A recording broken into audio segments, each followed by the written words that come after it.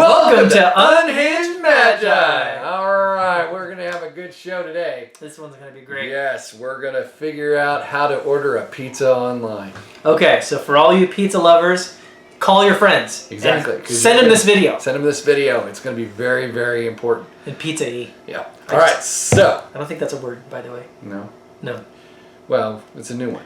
Yeah, okay, there you go. You're welcome, Websters. Pizza-y. Right. Pizza-y. Craziness. Alright. If you looked at the title, it's probably not about that. It's about cats and dogs, again. But anyways, we're going to be actually talking about bans. Bans that happened on October 12th. Yep. October 12th. I know we're a little bit behind the times, but, well, we had to get together to actually make the videos. Just, you know, craziness. Yep.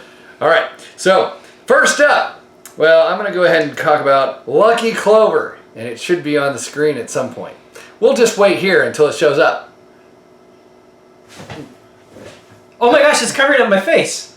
Well, that's okay. We didn't need to see you anyways. What? Lucky Clover was actually banned, and I'm still here. It's a good thing that it was banned, right? Because everybody was using it if you use the adventure cards and you get to draw. It's one of those cards I wonder why they actually made it. Yeah. I actually wonder why they made it too. Because it's a little too powerful. If it was actually really, really expensive to put on the board and you can't get it in turn 2, then, you know, it would have been a little bit more intelligent, I guess, and less catastrophic.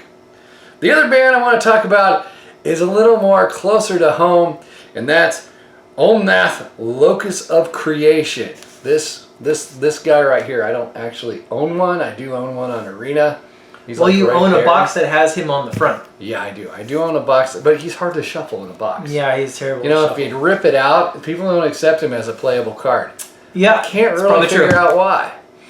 Probably true. I figured if I rip it out of the box, it should at least qualify as a proxy if I can get it in the sleeve. Yep.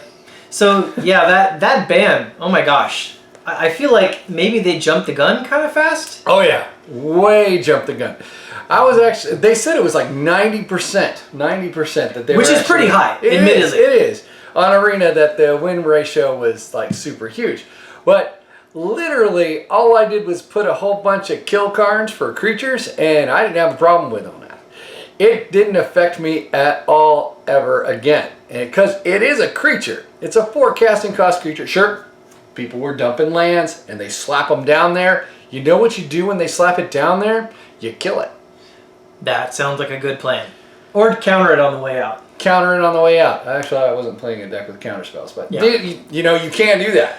That is a thing. So I think they jumped the gun. That's my personal opinion. I think they should have left it in there for a while for people to actually go, oh, you know what?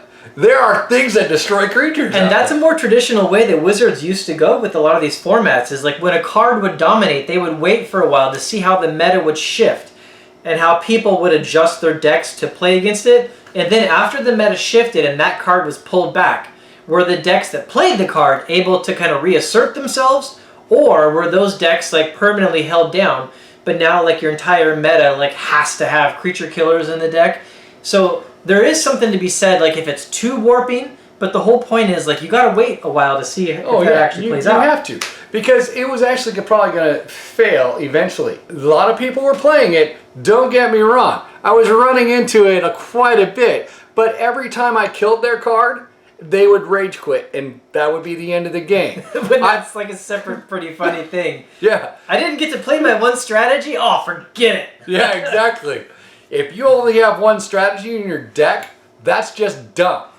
And whatever happened to playing Magic because it's fun? I mean, is that really such a bad thing? I mean, sometimes even when I'm about to lose a game, unless I'm cut for time, like I'll often just play it out because like I want to see how the rest of the interactions are to kind of learn from it. Yeah, exactly. Because you can eventually, even if you're losing the game, you might be able to see something that actually does work in your deck. If nothing else, you see more of the other guy's deck. That's true. And then you can cannibalize that. Yeah. And eating another person's deck is always priceless. Wait. I guess you wouldn't literally eat it. But anyways. I'm thinking about that one for a second. But anyways, cannibalizing by meaning that you use their ideas and their abilities to play the actual cards. But the thing that made me really irritated is that they actually just ban it because a whole bunch of people on Arena were playing it. And if it's a 90% people playing it on Arena, I get their understanding, but that was dumb because I started winning pretty fast. You know? So it makes me wonder, on the whole, is Wizards more catering to the immediate demands of the crowd now, instead of like taking more time just to let things settle out? And if they are, is that shift as a result of Arena? Like maybe like they're trying to kind of like get in front of the curve before people complain too much about a format and a problem? Well, I also have to consider their ability to ban it based on Arena players, because, you know, I run into a lot of Arena players that don't play with any removal. Which is weird. Yeah, but that's because, I mean, think of, okay, if you play Arena and you watch this channel, I'm not talking about you, okay? But the quality of players on Arena aren't as high in most situations. Oh, snap! All right? I play Arena, okay? I'm not saying I'm Uber King Dingling guy, okay? But you get the idea. It's probably valid to say that a lot of people who play Arena, right? they didn't come from a really long history of cards, because I know Arena brought a lot of new people in. It does, and it brings new people in all the time. So maybe they just didn't have all those strategies and, like, you know, the deck design kind of mentalities built into their head already. Right. So when new players see a lot of one card show up, they definitely go, you know what? I gotta have that card too. And then they get their mystery orange, you know, their mythic orange slot and filled, and they fill it, and then they make their deck, right? So hence, it ends up in a lot of decks. I really think they jumped the gun on that band. You know, that brings up an interesting topic, kind of like the whole Social Dilemma movie that's going out right now, talking about how the algorithms that search out there on the internet, they bring you content based on what you said you want to see. So at some point, all that you see is the things that you've specified that you want. But then now you've got this bubble of information around you, and you never see outside of that bubble to actually see like what other things are out there. Maybe there's a similar kind of thing that happens in Arena, where people only like see a lot of the cards that people play against them, and they're not sitting there like you used to with paper Magic. You sit on your bed, got your cards in front of you, and you kind of look at them and thumb through them, and you think about it. Maybe try to put some combos together. Yeah. Maybe that just doesn't really happen on the digital platform. Actually, that makes sense. That's actually a good logical statement. I haven't actually thought about that, but that's actually probably very accurate, because I keep running into the same decks, which makes it easier for me because I gear my deck to fight those decks. And I wondered if Wizards is aware of this impact, and maybe that's why they changed their policy on bannings to hit something faster. Yeah, I guess so. That makes sense. Yeah.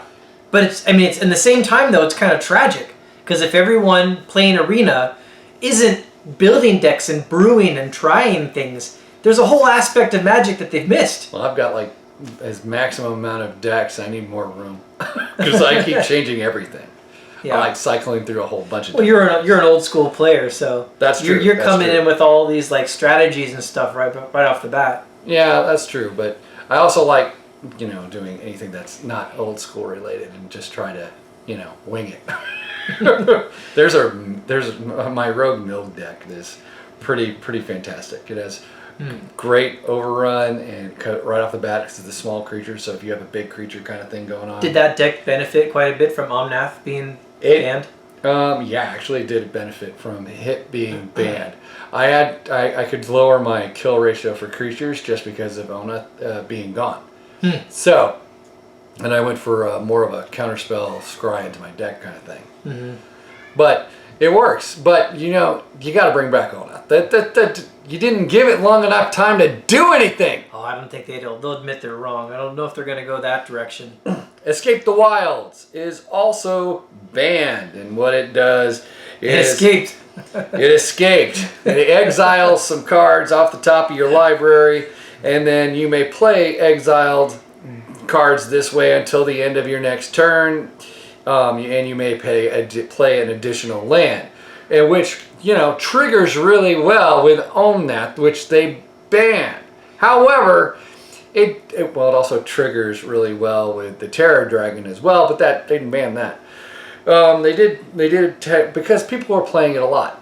However, it's a very effective card, and it also is expensive to cast. So for me, banning that one was stupid as well, because although it was being brutalized with Oneth, because you usually get Oneth on the table, you play this, and then you can drop more lands, and then it's easy to get to the 3-land swing. You got the sacrifice of the land, go get a land, put that land in play, then you play this, so now you can play an additional land this turn, and then you play your other land that you had in your hand. So, yeah, it happens quite a bit that Oneth gets a full swing of his abilities. However, since they ban Oneth, why the screw did they ban Escape to the Wilds? You know, I'm actually curious about Escape from the Wilds, also about the color pie based on it. I mean, it's red and green. I mean, based on that ability, I would have expected one of its colors to be blue, honestly. Well, I think it's because it gives you the extra land, and... Well, that's definitely a green kind of strategy for sure. For sure. But then, like, the red doesn't really fit, apply. like, manipulation and, like, allowing you to play things from exile, that kind of thing. Yeah, you would think red is more of a blaze damage or... Right. Yeah. Right. Yeah, I would have expected blue-green probably with that. True. That color play. But then again, they give a lot to blue, so... Yeah. I don't mind them giving it to red. Oh, actually, no, I don't have my blue shirt on. Yeah, you don't. No. You have Star Wars. That's I have right. a blue shirt on. Missed a sparkle. But yeah, that's copyrighted infringement. Anyways, but I think it's really I think this ban was very poorly done because it was based on probably from Oneth, but the card is playable regardless of whether Oneth is in there, and people were playing it a lot.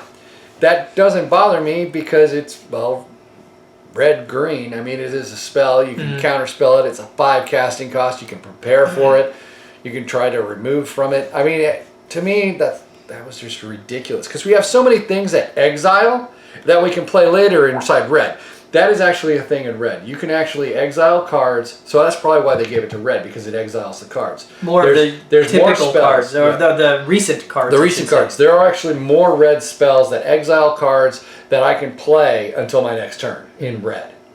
Okay. So it did make sense. Never mind, I went back through my brain, which is sometimes a little bit slow, but it does upload over time. But yeah, that's probably why they put it So I'm curious what everyone that's watching this video is actually going to think about Omnath and Untamed, or the Escape from the Wilds. And Escape from the Wild shouldn't have been banned because it's so expensive. Because we have cheaper cards that do exile stuff that actually you can play later on inside the red genre. Plus, green always dumps lands to the board. So do you guys agree with that banning? Do you think anything we said makes sense? Do you think we're just idiots? That's okay too. Do you think I'm nuts? Do you think they should have banned it? Yes, a lot of people were using it. You should definitely think he's nuts, because he is. Well, that's true. But do you agree with my nuttiness? He opens up beta packs. That's nuts. That's not nuts. That's awesomeness. It's crazy, but I'm glad.